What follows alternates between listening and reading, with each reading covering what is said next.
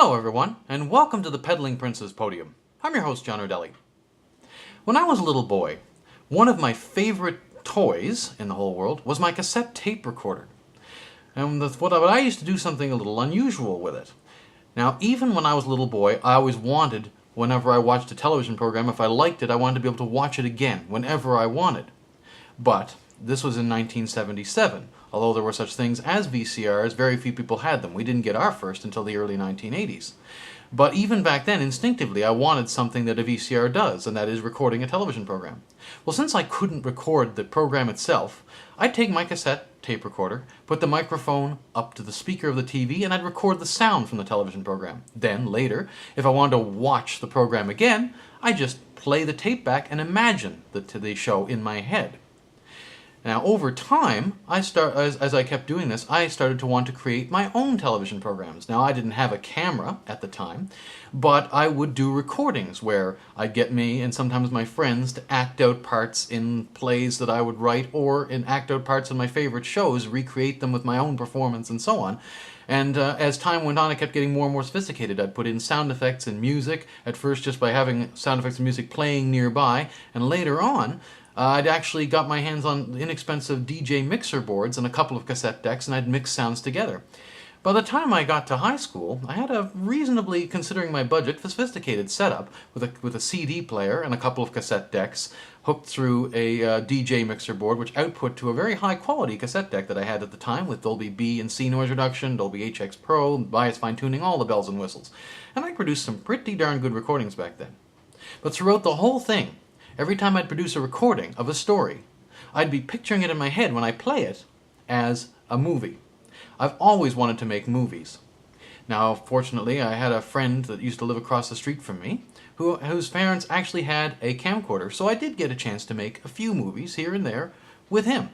And whenever I was making a movie, it was when I was always at my happiest, because I always knew somewhere deep down that this is what I wanted to do. Now, why am I not doing that? Well, I kind of touched on that in last week's episode. I kind of got into a rut, and I got into that rut because, like most families, mine was encouraging me to, get through school and learn to a regular paying job, like, to go out to well, even if it was just bagging groceries, my uncle used to say, as long as it's a day-to-day, weekly paying job, that's what I should be looking at. Because he thought that my creative thing, where I was writing stories and making recordings, was a waste of time. But that is part of the thing that happens in today's society, and part of the problems that, remember, I mentioned in my recent episode about the problems money creates. This is one of them. People tend to view success in very simplistic terms, and how much money you made. The more money you make, the more successful you are, people think. But that's not necessarily true. There's a truly successful person is someone who is happy in what they're doing, and whose what they're doing somehow benefits others, whether or not they make money at it. Now let me take an industry that should exemplify my point. The construction industry. Construction contractors are having a little bit of a reputation these days for doing shoddy work. Now, that's not true of all contractors, obviously, but there's a lot of shoddy work being done out there. And the reason that's happening is, since contracting is such a lucrative business and people make so much money, there are people who get into it only for the paycheck. They don't really care about construction itself. And that is why money can create this kind of problem. It's the same problem I had. I had to make money because I needed money, so I got sidetracked from doing what I really love, my film work. And some of these people who are doing contracting work, by the same token, are not doing the best job they can. They're doing it as cheaply and as quickly as possible to make as much money as possible, because they don't really care about what they're doing.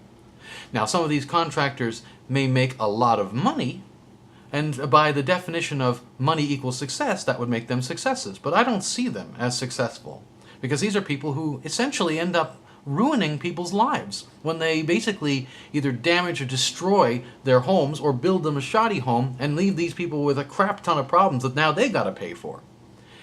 Now, let's contrast that with probably Canada's most famous contractor, Mike Holmes. Now, Mike Holmes is the star of the former Homes on Homes, and nowadays Homes Inspection, is Canada's best-known contractor for the quality of the work he does. He doesn't settle for minimum code or let's get it done quickly and just slap it together. He takes pride in what he does because he loves what he does. That is why I think that Mike Holmes is probably the most successful person that I've ever seen. Because not only he is fairly wealthy, but he's not just wealthy. He loves what he's doing, and what he's doing helps people. And he doesn't do it for money. He's gotten to people who have gotten into some big trouble. Their house is nearly destroyed by something a contractor does, and they don't have enough money to pay him to do what he has to do to fix it.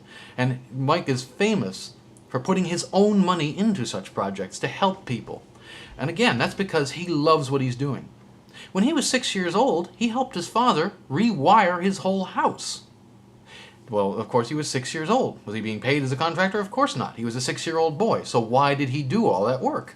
Because he liked the work. He enjoyed the work, and he cared about what he was doing. Now that, I have begun to see, is the real measure of success. To find something that you're good at, that benefits other people, that you enjoy doing, that people are willing to pay you for. And it just so happens that filmmaking is one of those things, potentially. But in the end, however, just like Mike Holmes, who does his work because he enjoys it and he cares about what he does, that's why I do it. I've been asked, why do I continue to do the Peddling Princess Podium? It's not making me any money. It's not really bringing me any real success. But really, in the end, that doesn't matter. If I can make a success of myself, if I can make a living doing this, wonderful. I would love to do that. But in the end, I make films because I enjoy doing it. And that actually is why I'm backing off and doing simpler shows on the podium right now, because while the podium has been fun, I am not a documentary filmmaker at heart. At heart, I am a storyteller, and I want to make fiction, which means I want to make movies, and that's what I want to focus more of my energy on. I'm still going to do this show week by week, let you all keep you all up to date on what I'm doing, and I will do some nice fancy episodes from time to time. But I want to divert more of my energy into writing my screenplays and maybe try to move towards making some of these into films. If they make money, I'm not overly concerned about that. My main concern is to make them and make them as good as I can. The way I see it is, if I am a good filmmaker and I make these films well, maybe somebody will pay me for them. But even if they don't, the act of creating them itself is reward enough. That, to me, is the measure of success.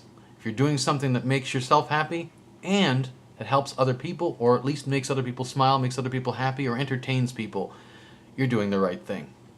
That, to me, is the measure of real success. Thank you for watching the Peddling Princess Podium. I'm your host, John Ardelli, and I hope to see you all again here next week. Bye for now.